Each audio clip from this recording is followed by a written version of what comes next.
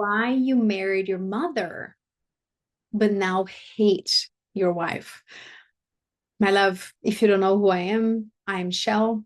I'm the founder of Psychosexual Integrative Therapy. And I have over the years helped over 50 high profile individuals reach deeper levels of psychological integration, which means to become more of who you are and in that be more in your power with presence. What I've noticed is that stallions, they don't really know where to go, where to bring their existential pain to, especially when it involves something so taboo as sexual energy, as their erotic self. So I am the freak that they come to when they need help. Today, we're going to touch on something so common that I see so often in my practice, which is the mother whore complex, on why, how you project yourself onto women, and why potentially you have everything but the thing that matters the most, which is love. Perhaps you have the career of your dreams. Everything is going good with the business. You have a good relationship with your kids. You have great friendships. You have your shit together. When you are with yourself, you're a great warrior. But when it comes to love, when it comes to women, that's when things get delicate. Let me quote Ortega for you, a Spanish philosopher. Nothing is more revealing as to who we are than as to who we are in love. Love is so delicate. A woman is a direct reflection as to who you are as a man. And because you don't want to see yourself, that's when you start playing with what you see, with your mirrors. So, how does this look like in the life of a stallion? Let me share with you what I've seen in my practice with real cases. Maybe you are married and you love your wife deeply. You've been with her for a while. She is a queen and she serves the role of a queen. She's there. She's the matriarch. But the marriage is cold and it's not hot anymore. And you are or sexually frustrated. I mean, you are sexually frustrated in a cold marriage. Who wouldn't be? But then you or end up by, as we say in Brazil, jumping the fence a little bit too much. I've worked with compulsive cheaters. That's a thing. And maybe if you are a frigid and you're telling me, no, no, I don't cheat, but tell me about your Pornhub history. And if you don't watch it, tell me about your fantasies. All these are forms of splitting the woman, Madonna and whore. But perhaps if you are not in a relationship, maybe you relate to some other stallions that I work with. Perhaps you are the single stallion who's very successful, who's wealthy, who can get any woman he wants. But the women that you date to be a partner, the ones that you date to become something more serious, they don't excite you. They're boring, but you still kind of strive for that. Or you seek for women who are sexually interesting to you. They are hot. They bring something out of you. But oh my gosh, no, I would never, I would never bring them home. Let me read a quote that I have here. What keeps repeating across every relationship is not circumstance. It's a psychological structure, one that lives inside you and gets projected outwards onto every woman that you meet. The reason why I wrote that is for you to start considering that perhaps every woman that you meet is a projection of yourself. I hope that at the end of this video, you start realizing that, and from such awareness, start withdrawing those projections so you can look at them as you. And with that, bring yourself into integration, because holy shit, we only live once and we might as well make the most of it, right? So what is the difference between these two women? One you worship and one you consume, right? One is there to be a mirror of your highest potential as a man. You put her in a pedestal, and the other one is there to help you experience your transgressive needs. Let me read another quote that I wrote here. The inability to see a woman as a whole, as a mother and a whore, is simply the inability to see yourself, to face yourself as a whole. So if you are struggling with your marriage, if you're struggling with your relationship, or you can't get in a relationship, it's not a romantic problem. Hello. It's a fantasy. It's a fantasy that exists for you to avoid the reality of who you are. The split you experience, anything you experience in the outside world is a direct reflection of who you are. So let's look into the Madonna, the mother, the perfect being. She's perfect. And because she's perfect, she's not real. She is a fantasy that you have created in order to be able to experience that. She might be a projection of the mother that you never had, the mother that you're still trying to deserve. And if you are putting her in that pedestal, you're putting her in the pedestal because you don't want to climb down from your pedestal yourself. She becomes a shield. She, in that idealized image that you put her, and her, your wife, the women you date, any woman that you idealized, she is a shield of the idealized image that you hold of yourself. So you need her to be flawless so you can pretend you are flawless also. It's a fantasy, see? And this is why the marriage gets cold, because it's not real. It's two puppets trying to be something that they're not.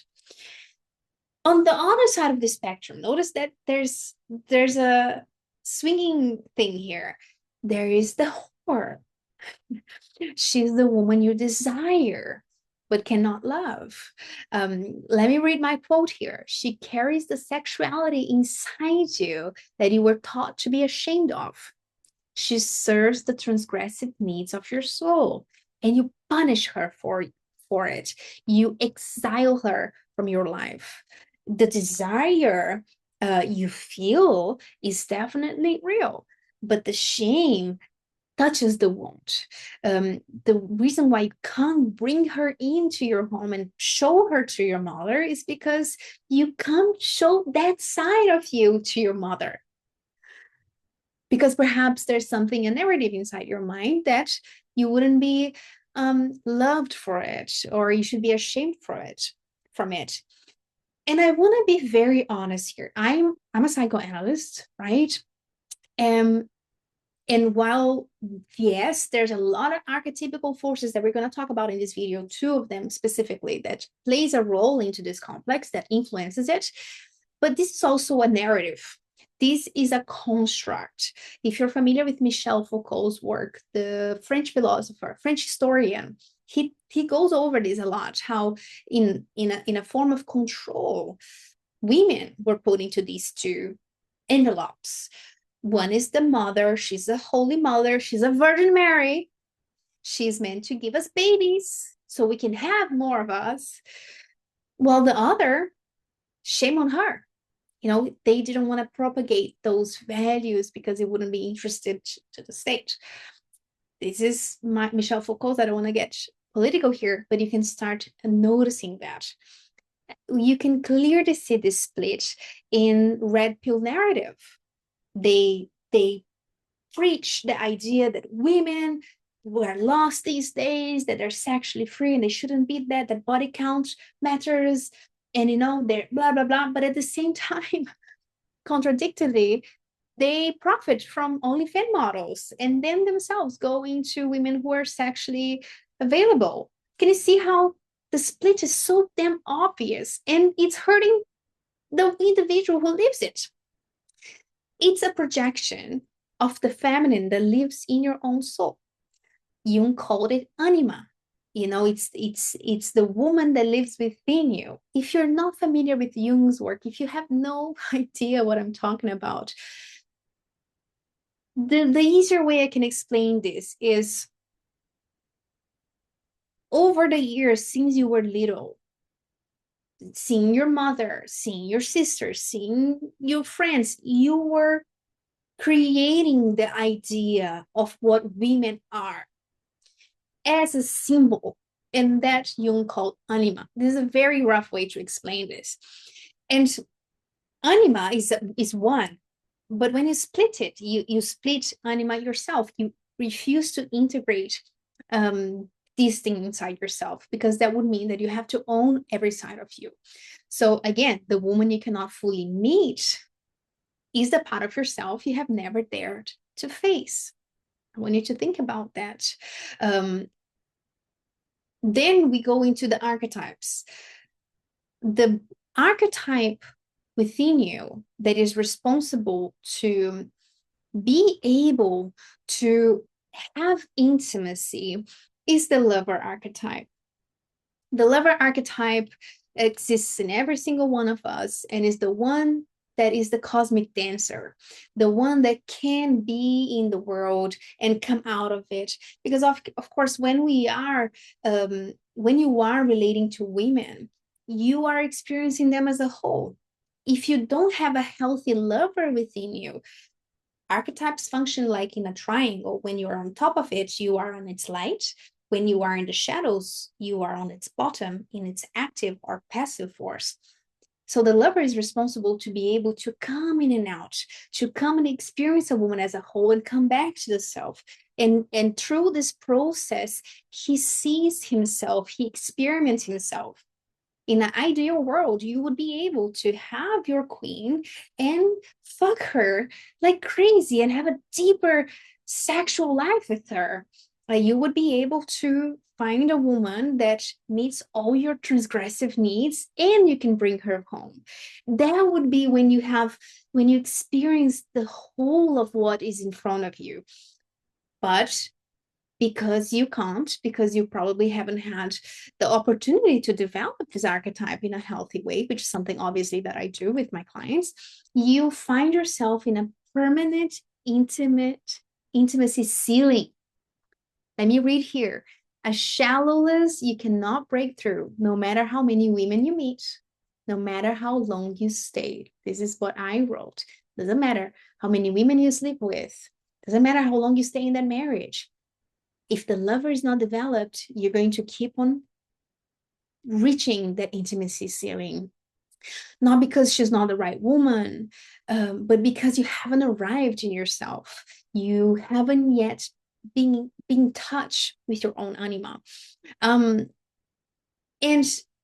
making it really clear here, for the masculine, and this is not me writing, this is Emma Jung who wrote this. She was the daughter of my Lord and Savior Carl Jung.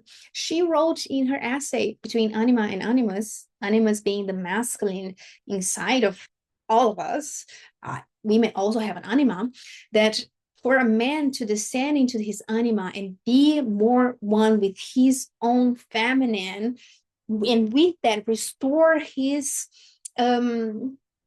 relationship with women, if in his psyche it is he has to go down one level of development, because women, the feminine is so raw, is much more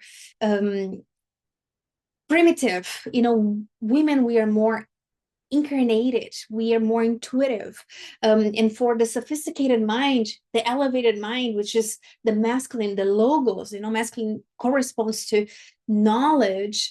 Women is more into Sophia, different type of knowledge.